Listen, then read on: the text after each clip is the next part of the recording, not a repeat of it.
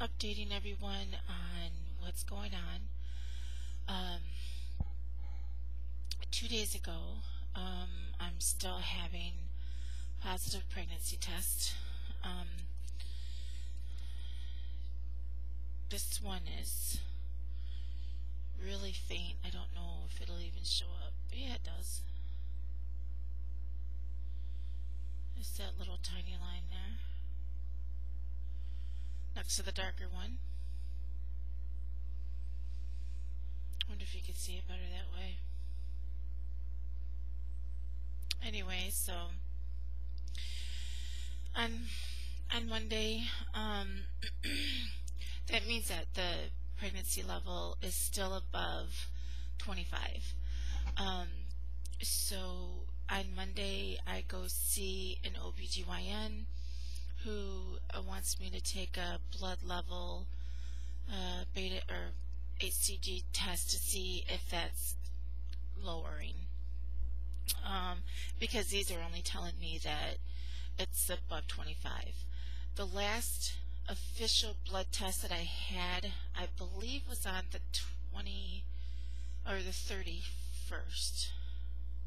30th, and that was 168. So it does, from what I understand, I guess the HCG lasts in your blood about 2 weeks after miscarriage. So I was told that he wanted to schedule me for a DNC. Now, I personally do not want to go through something like that. I've had one before, and it's not something I want to go through. Only because I have polycystic ovarian syndrome, and when you have a DNC, it causes scar tissue, so that's just another thing against you. But I think everything has been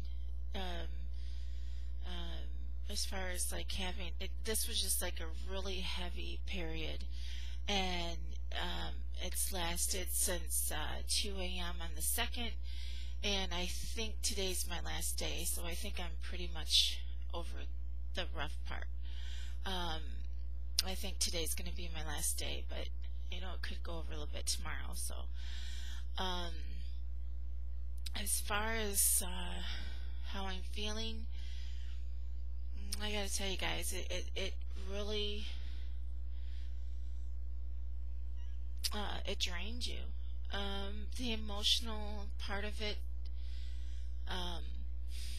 you know, the really funny part about it is I was just trying to get through it all, and then 2 days ago on the 7th,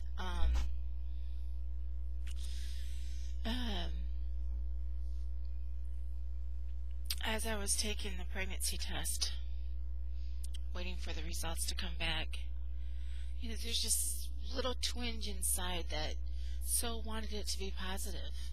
And I know it sounds crazy, and I'm like, you know, it doesn't matter, you're just seeing if the levels are low. But something just say, well, you know, you're still pregnant. Even though I know I'm having a miscarriage, even though I know that the levels are dropping and it'll still be gone, but I just think, you know, you're still going through it. You're still, I don't know.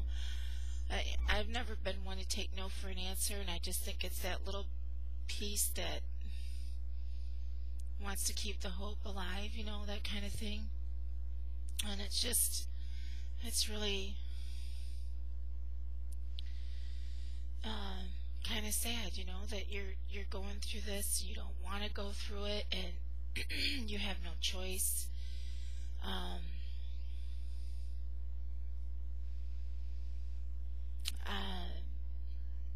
I don't know, it's just, I feel so bad for my daughter. And you know, I got the results back from my ultrasound, and I just think it's so sad how people can treat another human being. if they don't feel that, the judgmentalness. I mean, I'm overweight. So in somebody's eyes, that automatically makes me less of a person.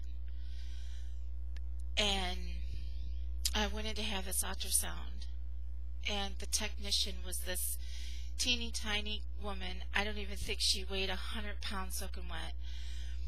And she did not want to take the time to do this ultrasound. And it shows on the report.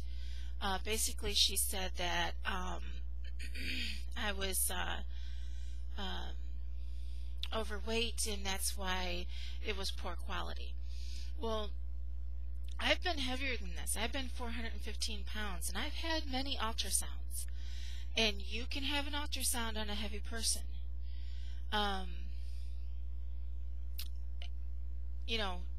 Heavier than this. So she just does not want to take the time to try to do anything. I had a regular ultrasound. For 10 seconds she put it on top, which is over, like normal women, they have a regular ultrasound, and then I had a transverse ultrasound. Anyways, the report basically said to come back after the levels were higher, which really bothered me, because that's the whole point of going in there, was seeing if it was an ectopic pregnancy, if it was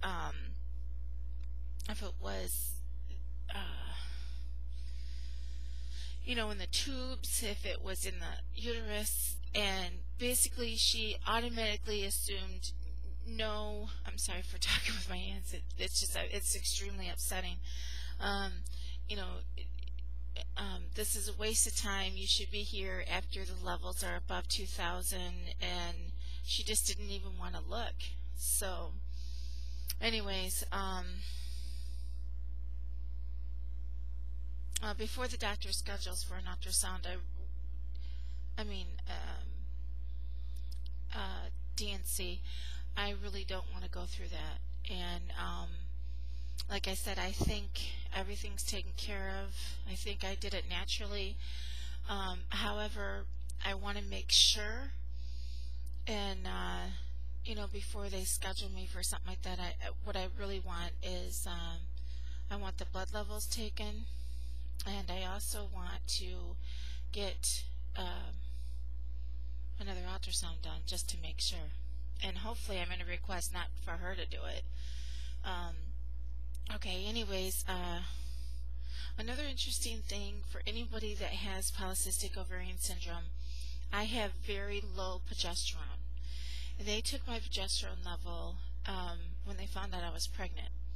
Oh, no, I'm sorry. Like 2 weeks before that, they did an ultrasound. They did a progesterone test, and it was 0.6, which is extremely low. That's somebody that is before they have go into puberty. That's how low it was.